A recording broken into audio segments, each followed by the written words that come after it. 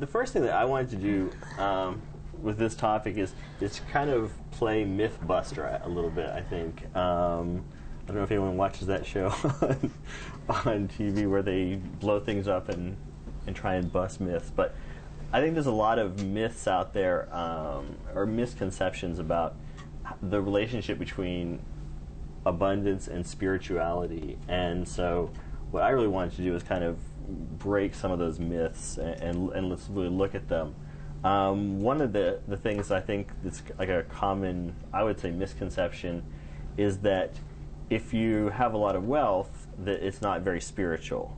And there's kind of this feeling that somehow having a lot of money makes you not spiritual, even not a good person. And there's, a lot of bad feelings connected with a lot of financial abundance.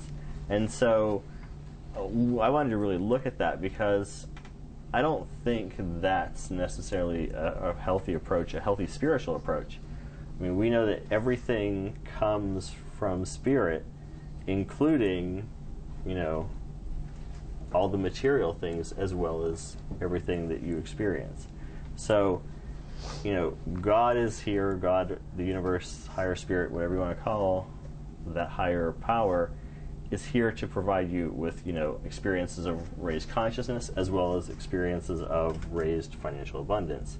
So I think if you're blocking off saying, no, I'm not going to accept financial wealth, I'm not going to accept, that people can have a lot of money, you're really disconnecting yourself from a part of God's gifts, and that's putting separation between you and your higher power, and that's not what the spiritual path is about. The spiritual path is about getting as close to the divine as possible.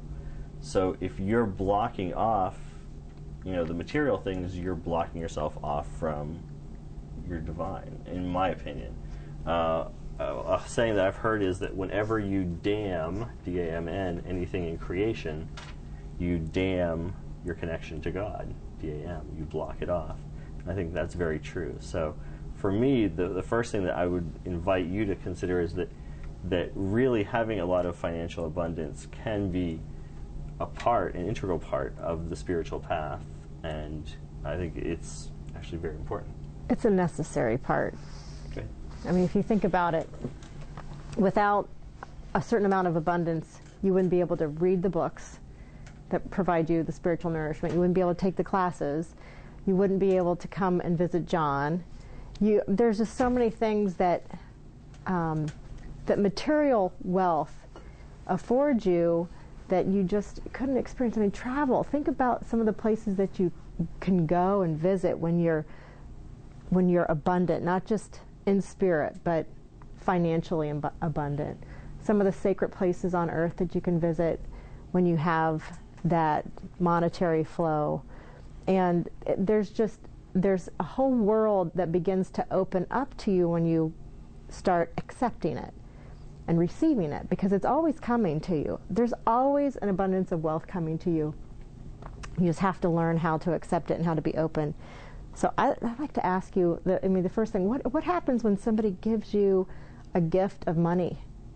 I mean, out of the blue, do we accept it? Are we grateful receivers?